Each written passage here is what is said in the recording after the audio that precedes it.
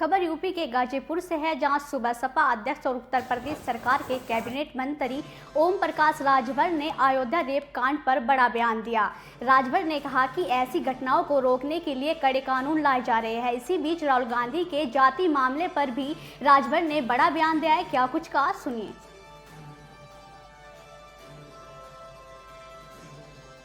ऐसी घटनाओं को रोकने के लिए कड़े कानून लाए जा रहे हैं।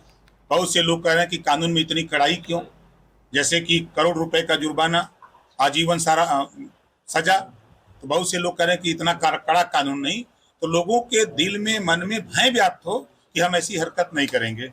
इस नाते ऐसे कड़े कानून लाए जा रहे हैं कि लोग इस तरह की काम न करें। सांसद है वहाँ अयोध्या के अवधेश प्रसाद जी, वो पत्रकारों से कह रहे हैं कि मुझसे जबरदस्ती पूछ लीजिएगा इसके सवाल।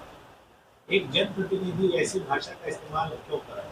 भारतीय समाज पार्टी, हम मांग करते हैं कि पहले वो रिजाइन दे, वो सांसद को इस्तीफा दे देना चाहिए। उनकी पार्टी का वो नगर अध्यक्ष है, उनके साथ सैकड़ों फोटो आ रही है, आप लोग दिखा रहे हो, तमाम सोशल मीडिया पे वायरल हो रहा है कि उनके साथ भाषण देते हुए, बैठ करके चाय पीते हुए। ऐसे सांसद को, जो ऐसे लोगों को पाल के रखे हैं, ऐसे सांसद को तो इस्तीफा दे देना चाहिए। राहुल गांधी की जाति के सवाल पर जो है सदन में हंगामा मचा रहा है। अब आप सोचिए कि जब प्रेस वार्ता अखिलेश जी बेचारे करते हैं तो किसी पत्रकार साथी से पूछते हैं नाम बताओ, तो अपना नाम जैसे ओम प्रकाश बता दिया, कहीं आगे बताओ तो मिश्रा बता दिया, हाँ देखो मिश्रा जी का। तो आप तो जाति खुद पूछे प्रेस वार्ता में। और दूसरी बात, आप जातिवार जनगणना की बात करते हो, किस जाति की गिनती की बात करते हो? आप अपनी जाति की गिनती बात करते हो। जब सब जाति की बात की गिनती करते हो, जातिवार जनगणना की बात करते हो, तो आपको ये सवाल वहां पूछने का अधिकार नहीं है। अगर वो व्यक्ति पूछा सवाल तो उनको अपनी जाति बता देना चाहिए। ओम प्रकाश राजभर आज पहली बार जो है गेस्ट हाउस में मुलाकात हैं, क्या वजह रही सर गाजीपुर के मामले में कोर्ट में हमारी पेशी है, उसी मामले में इधर हम आए हैं, तो हमने सोचा कि आप लोगों से भी मिल लें। क्या मसला था सर? वो एक झगड़ा, अब उसको क्या कहा जाए, न जानकारी में, जैसे कहीं होता है ना कि कौआ कान लेके जात बा, लोग कनवन हिटवत बन, कौआ के पीछे दौड़त है। कोई मामला तो और कुछ नहीं था। अल्पसंख्यक कल्याण मंत्री है और केंद्र सरकार जो है वक्फ बोर्ड की शक्तियां कम करने जा रही है। एक मंत्री होने के नाते आपको क्या नजरिया रहेगा आपका? वही अखिलेश यादव ने कहा कि हम इसको वक्फ बोर्ड में बदलाव के लिए विरोध भी इसका करते हैं। परिहन करेंगे।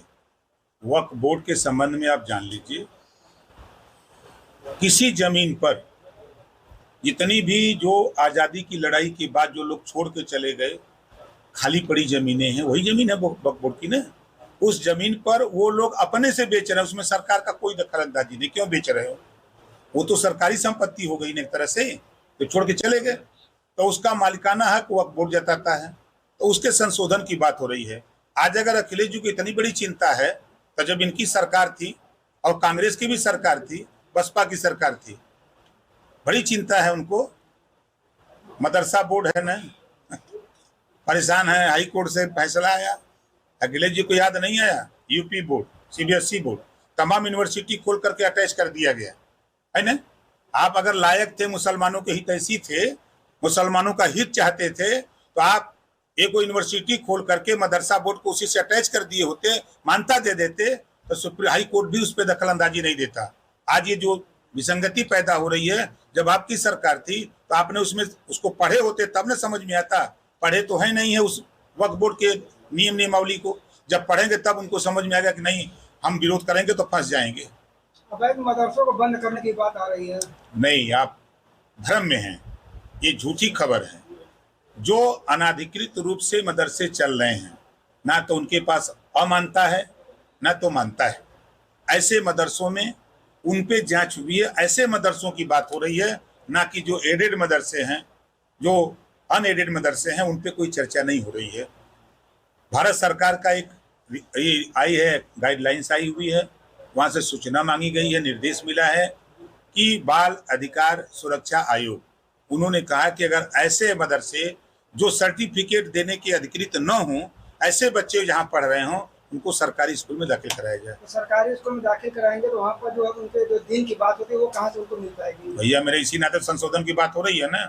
आप बताओ, यूपी बोर्ड और सीबीएसई बोर्ड में हिंदी, मैथ और समाजशास्त्र अनिवार्य है ना, और वहाँ क्या है, उर्दू, फारसी, अरबी अनिवार्य है।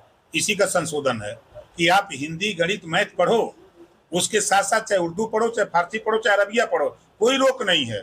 जैसे यूपी और सीबीएसई बोर्ड में है उसी तरह वहाँ व्यवस्था, हम एक समान व्यवस्था चाहते हैं। उपचुनाव में क्या लगता है इस बार? ये जनता मालिक है ना, हम लोग तो मालिक नहीं है। हम लोग बोल देते हैं, आप लोग दिखाते हैं, और वोट जनता देती है। जनता के हाथ में है। बेहतर प्रदर्शन रहेगा, हम इतना कहेंगे। Thank you sir.